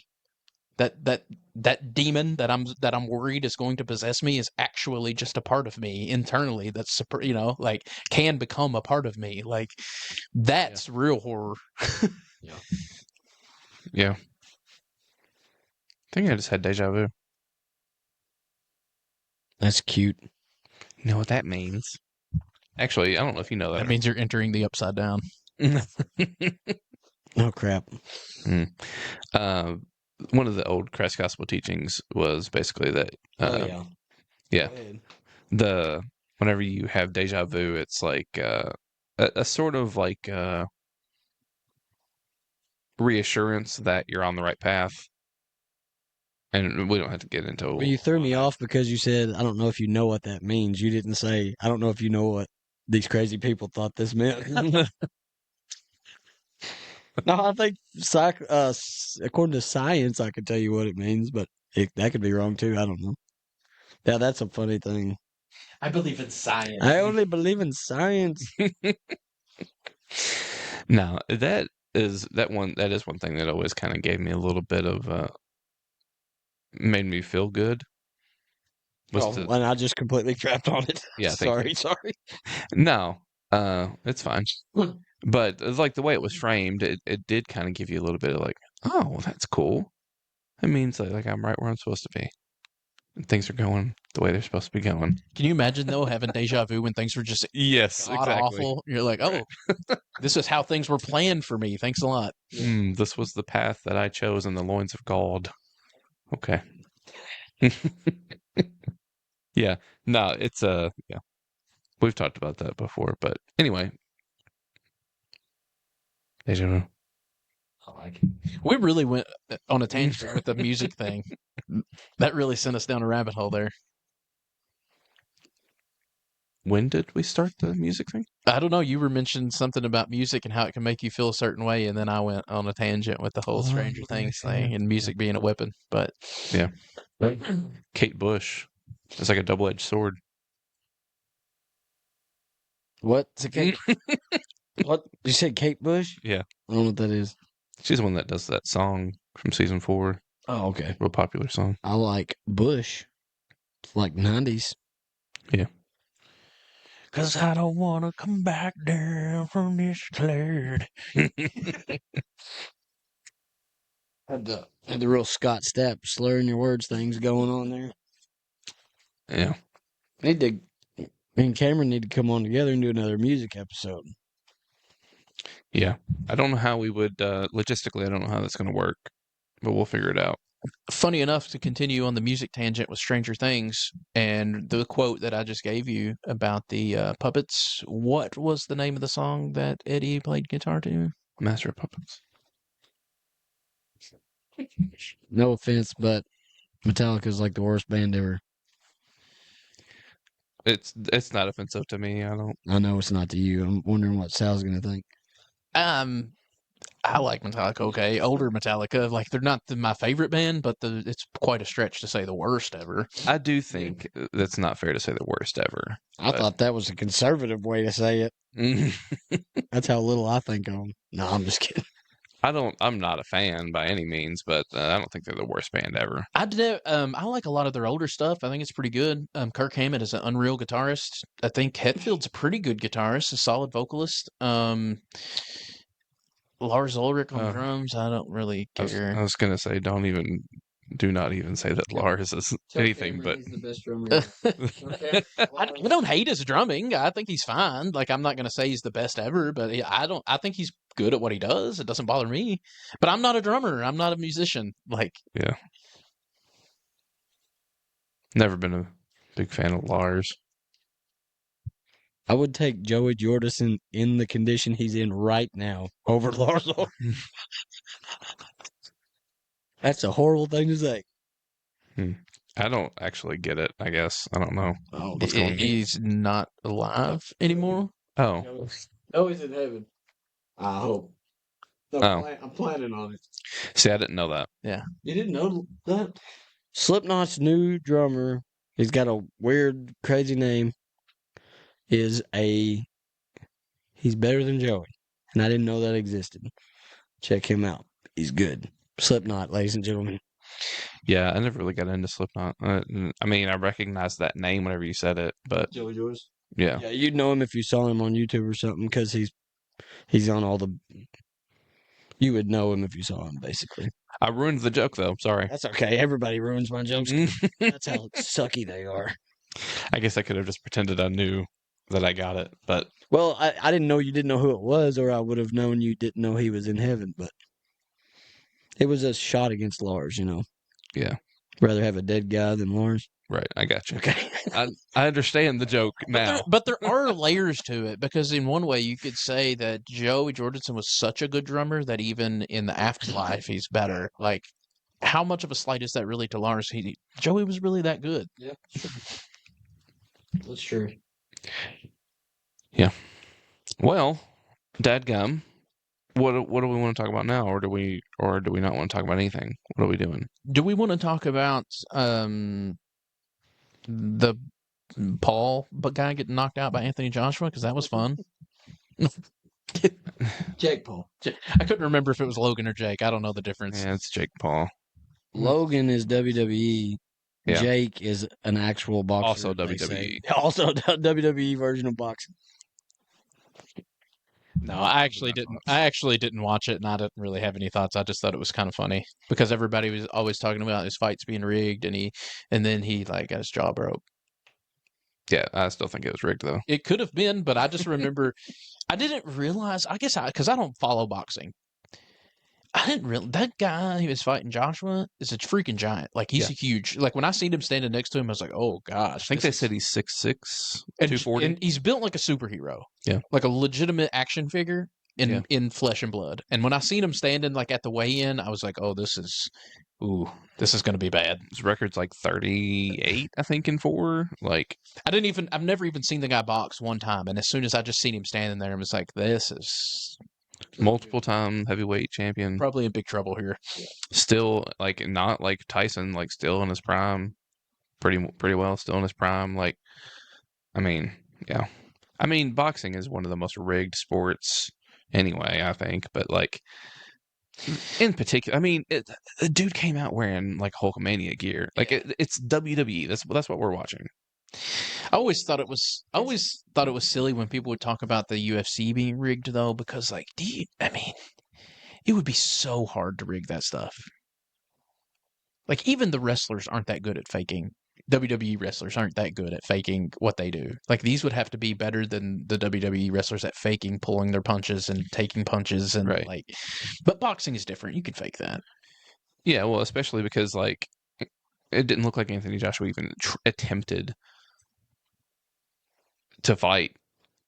And I mean, Jake Paul was like, he was kind of doing his little, he was running on his bike, is what some folks, is the term, would say. Yeah, I mean, he didn't really engage, and so Anthony Joshua didn't really engage, and like, I don't know. It was actually a very frustrating fight. I actually watched the whole thing. It was very frustrating to watch because, like, also anytime, like, Jake Paul kept like almost looking like he was gonna go for a single leg. It was so frustrating. It's like you know the rules. This isn't the first time. Like this isn't the UFC, right? You can't do this. Stop it. Just quit. It was so frustrating. I thought it was interesting. I didn't watch any of the fight. The only part I seen was the knockout. But I know that if I have a superhero standing in front of me, trying to punch me in the face, I'm probably not going to keep my hands down by my hips. May try to protect my face. I'm not a boxer. Seems like a smart strategy.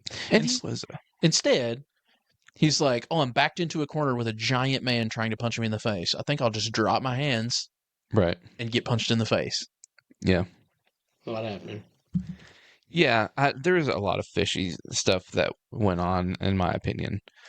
I don't know if you guys heard this. I heard that Jake Paul actually said that Anthony Joshua broke script.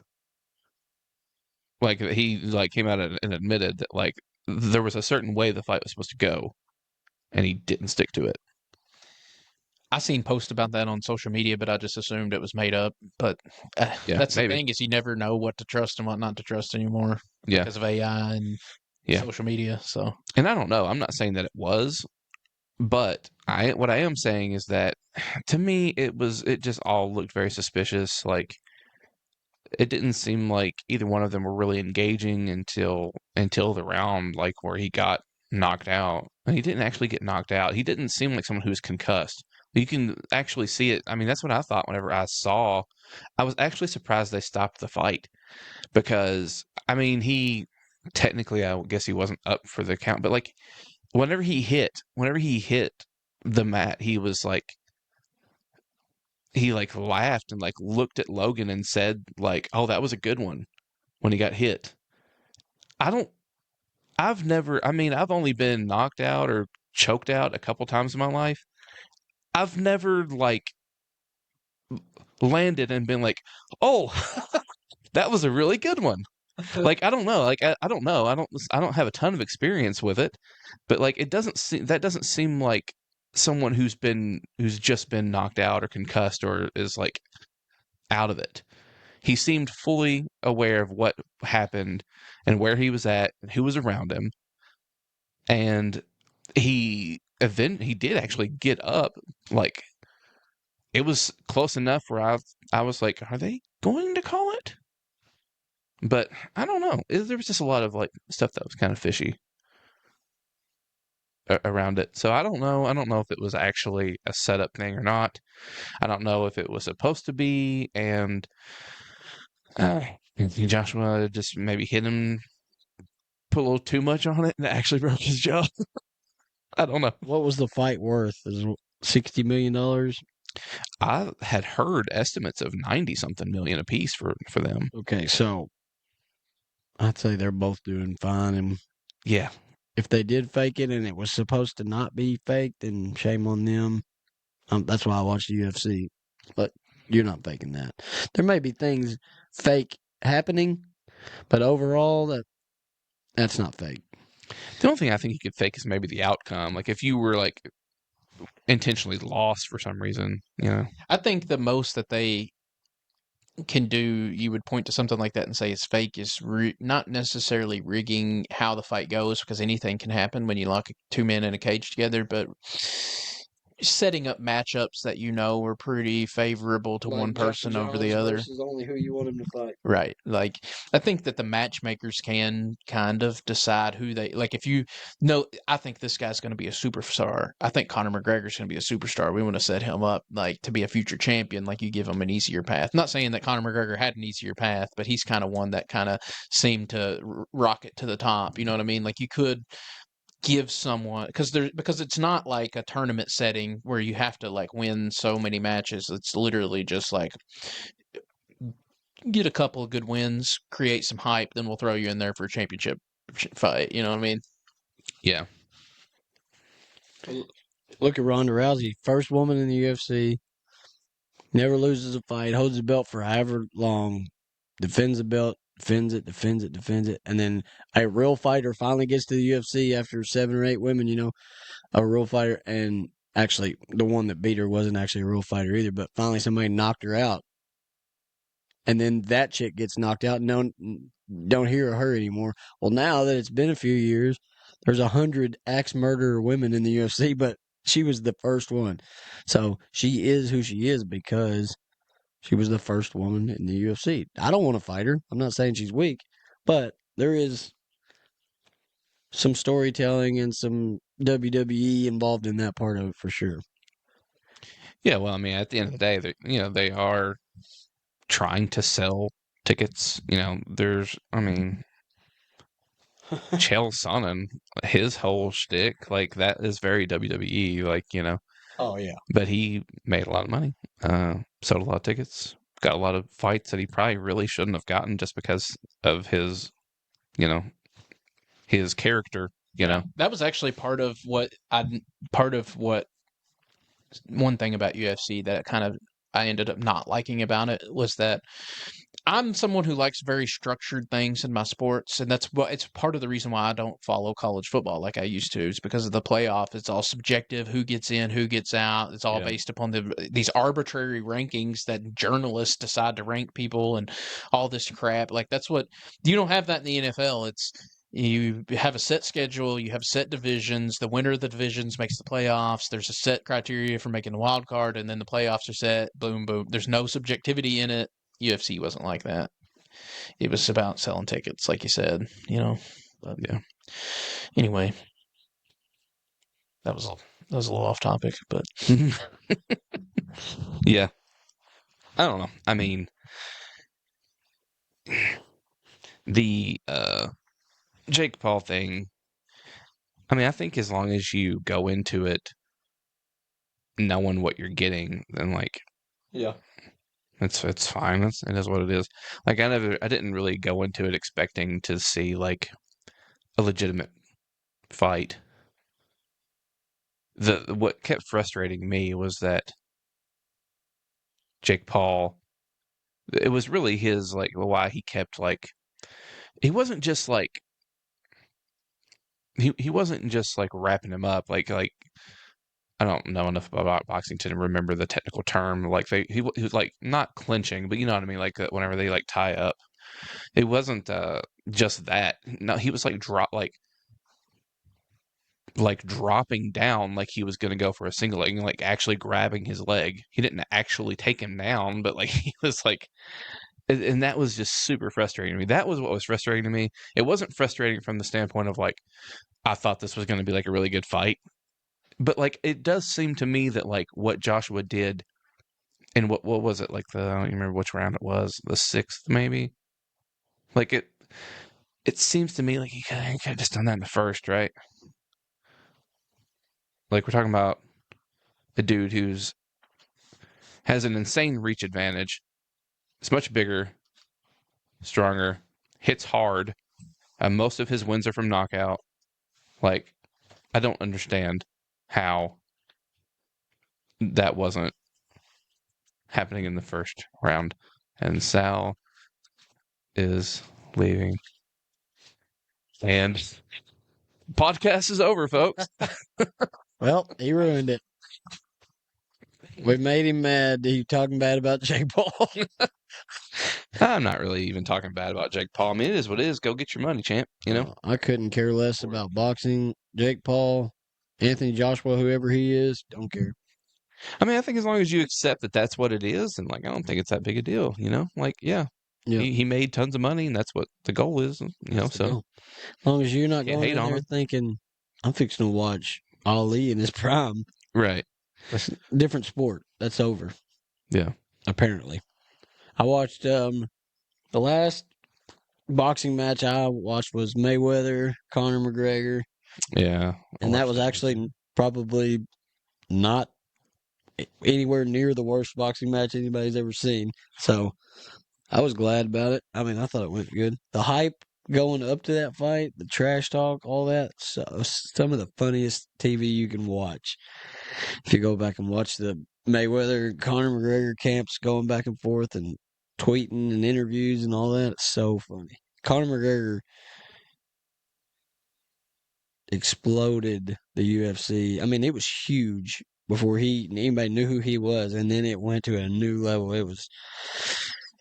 I mean, I watched more UFC before Conor McGregor was fighting than than since he started fighting. Yeah, same. So I didn't need Conor, but it sure made it a lot funnier. He's done the funniest stuff you'll ever see in your life. When he won the second belt, the lightweight belt, and they didn't have his belt out there. They only brought him the one belt. He says, "Where's my other belt?" And Joe Rogan's like, "I'm sure they'll get your other belt." And Joe Rogan asked him a serious question. He's like, "I don't know. All I want to know is where's my other belt? Somebody go in the back and get my belt. This company's worth $1.5 billion. I want my belt." Funny stuff. Yeah. Yeah, Connor basically took I mean, there may have been others, but the one that is coming to mind right now is Chael. Like, yeah, Connor basically took the outline of what Chael did and just like went to the moon with it. Like it just like really took it and ran with it. Chael's son said, "Anderson Silva, you absolutely suck." And then Anderson beat him twice. You know what Stone Cold Steve Austin always used to say, the pro wrestler, about that what makes a successful character like that is if it's rooted in who you really are, but just turned up to 11. And like, I think that's what why Conor McGregor was successful at it, is because it was just rooted in who he is, but he just cranked the volume up to like overemphasize it, Yeah. Probably my favorite Conor McGregor line ever is they're all sitting on the panel, talking, and he's on the bottom, and Jeremy Stevens, whoever he is up at the top. And they said, "Conor, who on this stage could give you a real fight?" And he's just looking, thinking. Conor's, you can tell him, look, but he can't even see this guy. He's behind him. Jeremy Stevens gets on the mic and he says, "Me, when I knock people out, they don't get up." And Conor's like, and he sees him and he goes, "Who the is that guy?" Oh, the whole place, there's probably 100,000 people there just to watch the panel talk, and that's all just laughter. Yeah, he was funny. I want to apologize to absolutely no one. Yep. Oh, Classic. maybe if there's a decent UFC coming up. Maybe we should rent it. There's some big ones coming up middle of January. I don't pay attention to it anymore, honestly. I'll holler at y'all. I got on to Josh the other night, Kirk, for never coming to my fights when he says he loves the UFC, so I have to find somebody to watch them with. So Yeah. come on down. We used to run them all the time. I used to really keep up with it. Cared a lot about it. Gaethje Pimblett. 3/24. I don't know what the date is. Patty? It's 24th. And then you got Volkanovski, Lopez too, which I love both of those guys. Strickland, Hernandez. There's some good fights. Yeah, I don't know. Max Holloway, Charles Oliveira. I recognize most of those names. Yeah, I know both of those guys. Justin Gaethje. Yeah. That's the weirdest way to spell Gaethje I've ever seen. Gaethje. That's what it looks like to me. Gaethje? Gaethje. Gaethje? Anyway. The J is silent. It's like yogging. Remember that on Anchorman? I like to go yogging. Yogging? It's like jogging, but with a soft J. Huh. Well, yeah, I'm sure everybody really enjoyed Oh, they're the last loving it. 20 minutes. They're loving it. Here. Everybody definitely wants to hear us talk about Jake Paul and about UFC and all of that. Everybody. People should thank us. They probably would thank us to shut up. Okay, let's do it. Yeah, ready to wrap it up? Good. Have we said all the things plus some things that we shouldn't have? Probably, yeah. As is generally the case. Yes, I think that means.